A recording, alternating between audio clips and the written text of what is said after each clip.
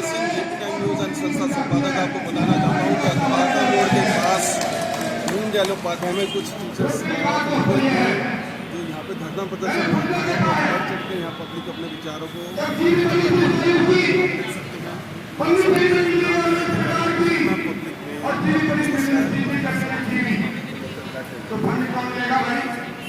नमस्कार, मैं Anil Kumar, associate professor department of computer science, Deendayal Upadhyay college से हूँ और इस वक्त मैं Delhi university teacher association DUTA का सेक्रेटरी भी हूँ। तो ये अभी जो हमारे प्रांगण में जो समस्या चल रही है, जो आप इतने लोग जो देख रहे हैं, तो ये जो समस्या है हमारी, ये कोई नई समस्या नहीं है। पिछले 5 साल से हम इसी समस्या से जूझ रहे हैं और जैसा कि सबको विदित है कि 5 साल में दिल्ली सरकार ने हमारी सैलरी को लेकर के नए नए प्रपंच रचे हैं, नए नए तरीके से हमें परेशान करने की कोशिश की है। कभी कहते हैं कि हमारी जो है सैंक्शन जो स्ट्रेंथ है वो दिल्ली गवर्नमेंट से सैंक्शन नहीं है, कभी कहते हैं कि आपके जो अपॉइंटमेंट्स हैं वो सही नहीं है, कभी कहते हैं कि आपका जो फंड है that is sufficient to cater to the need of the college. तो ये अलग अलग तरह से भ्रांति फैला रहे हैं और हम जो कॉलेज के टीचर्स हैं, जो कॉलेज के नॉन टीचिंग हैं और जो स्टाफ मेंबर्स हैं, वो पिछले 5 साल से लगातार इसी परेशानी से जूझ रहे हैं। समस्या ये है कि अगर आप देखें कि कोई भी हमारा नॉन टीचिंग का भी एम्प्लॉई है कि अगर एक दिन की बात हो तो चलती है, एक महीने की बात हो तो चलता है, यहाँ पे 3-3 महीने से लगातार सैलरी नहीं मिल रही है।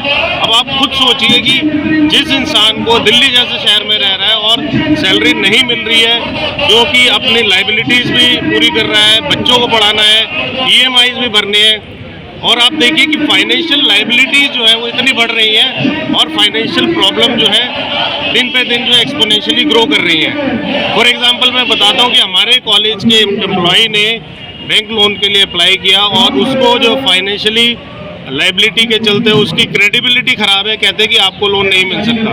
हम कहते हैं कि एक जो है 4th क्लास एम्प्लॉई जिसकी रेगुलर सैलरी आ रही है उसको रिकॉग्निशन है, लेकिन दिल्ली यूनिवर्सिटी के प्रोफेसर्स, टीचर्स, एम्प्लॉयज़ को फाइनेंशियल क्रेडिबिलिटी के चलते लोन भी नहीं मिलता है। तो इस तरह के जो हालात हैं हमारे, उसमें ये लगता है कि कहीं ना कहीं पे हमारा एडमिनिस्ट्रेशन तो जो काम कर रहा है तो कर ही रहा है, लेकिन दिल्ली सरकार इतनी निकम्मी हो गई है कि जिसका कहीं कोई इलाज हमें दिखाई नहीं पड़ता। तो ये अपील है केजरीवाल जी से, ये अपील है दिल्ली सरकार के लोगों से कि कृपया इस चीज़ पे आप सही तरीके से लोगों को फैक्ट लेके आए, आप गुमराह ना करें।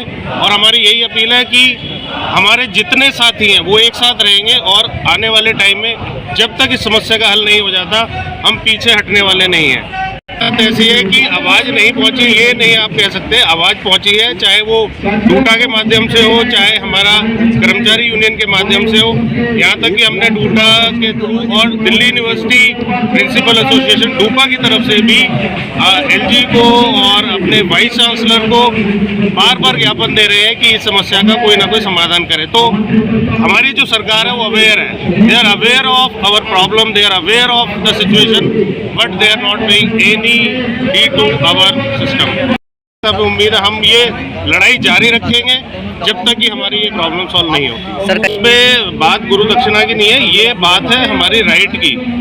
इनफैक्ट सुप्रीम कोर्ट के बहुत जजमेंट हैं, आप सैलरी को नहीं रोक सकते हैं और मतलब संविधान को कहीं ना कहीं ताक पे रखा जा रहा है। ये सबसे बड़ी समस्या है कि सैलरी जो हमारा अधिकार है, बेसिक राइट है, उसी को आप जो है डिनाई कर रहे हो। और एक लीगल मैक्सिम कहा जाता है कि justice delayed is justice denied. मैं यहाँ पे कहना चाहूँगा salary delayed is salary denied. लोगों के 10-10, 20-20, 30-30 लाख रुपए एरियर पड़े हुए हैं, उन एरियर का भुगतान कौन करेगा? उन रिटायरमेंट बेनिफिट्स है, लोग जो है ICU में भर्ती हो रहे हैं, उनके लिए पेमेंट के पैसे नहीं है, कॉलेजों ने हमें ब्लैकलिस्ट कर दिया है। तो ये बहुत सारी समस्याएं हैं जो इसी सैलरी से जुड़ी हुई हैं। हॉस्पिटल वाले भी नहीं दे रहे। हॉस्पिटल्स कहते हैं कि दिल्ली यूनिवर्सिटी के ये 12 कॉलेजेस हैं, ये ब्लैक लिस्टेड है क्योंकि आपके जो बिल है वो यहाँ से क्लियर नहीं होते हैं। तो इस तरह की स्थिति आ गई है, अमानवीय स्थिति है। और यहाँ पे हम ये कहेंगे कि इस तरह की सिचुएशन शायद ही दिल्ली यूनिवर्सिटी में पहली बार हुई है।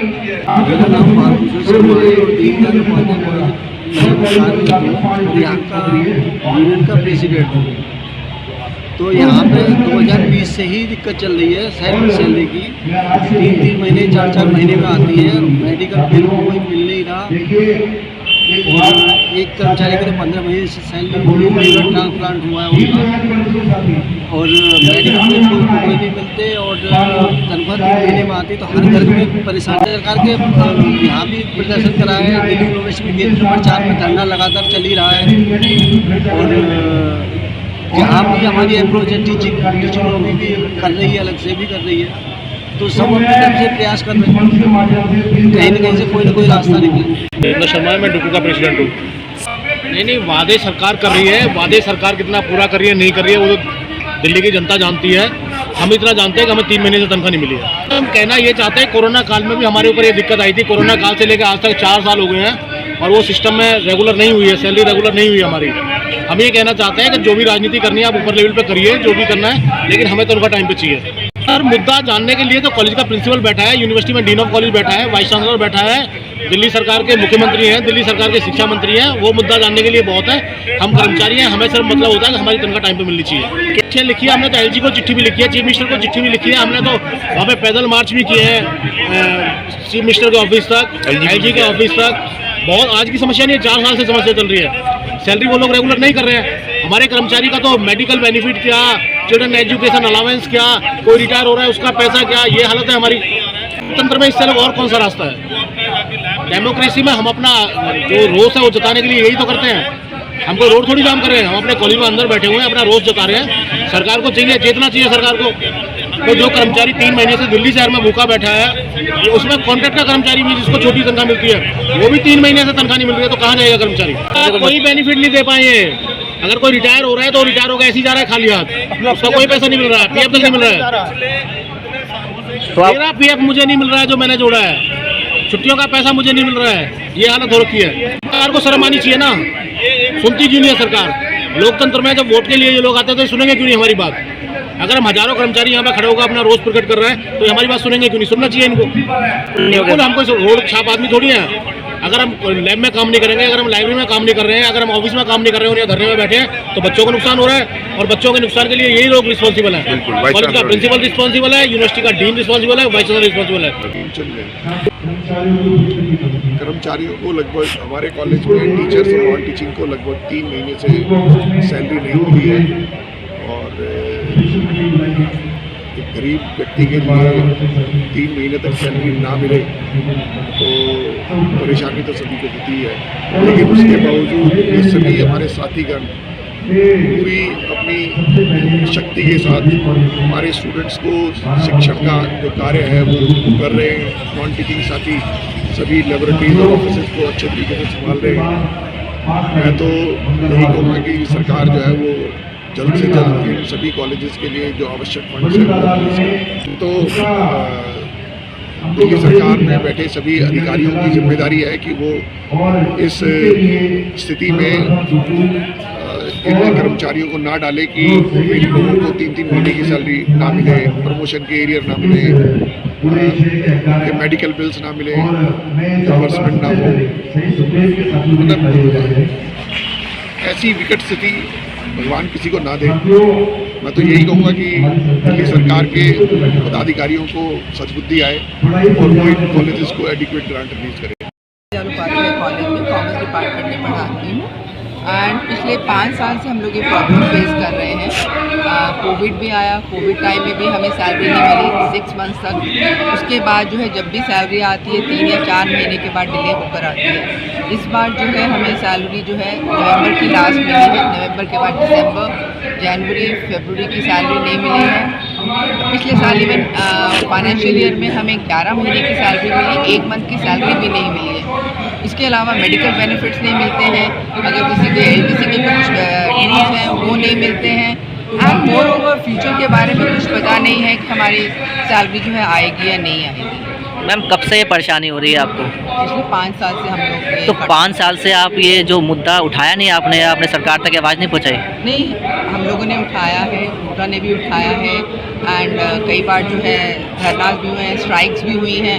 स्ट्राइक्स होती हैं, उसके बाद क्वार्टरली ग्रांट आ जाती है, सैलरी रिलीज़ हो जाती है, फिर उसके बाद नेक्स्ट क्वार्टर की ग्रांट नहीं आती है। तो ये सिलसिला जो है पिछले 5 साल से हम लोग फेस कर रहे हैं। आज जो आप धरना कर रहे हैं, अगर सरकार अभी भी नहीं जागती तो आगे क्या करेंगे आप? आगे तो जैसे हमारी जो है यूनियन जो एडिटर डिसाइड करेगी अकॉर्डिंगली।